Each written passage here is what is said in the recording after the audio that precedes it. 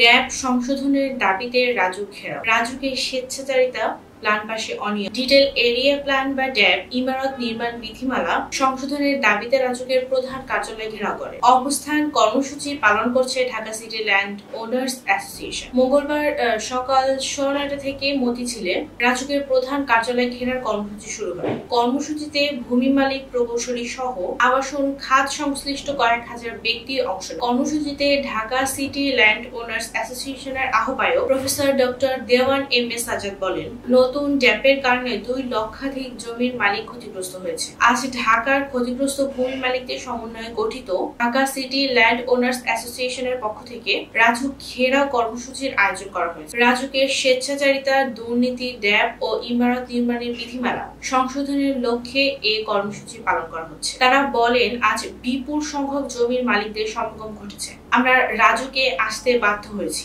কারণ এর আগে আমরা রাজুকের স্বেচ্ছাচারিতা, দুর্নীতি, ড্যাব ইমারত নির্মাণ বিধিমালা সংশোধনের দাবিতে সংবাদ সম্মেলন, স্মারকলিপির প্রদান সহ বিভিন্ন শান্তিপূর্ণ কর্মসূচিতে অংশগ্রহণ করেছি, কিন্তু বারবার আমাদের দাবি অগ্রাহ্য করা হয়েছে।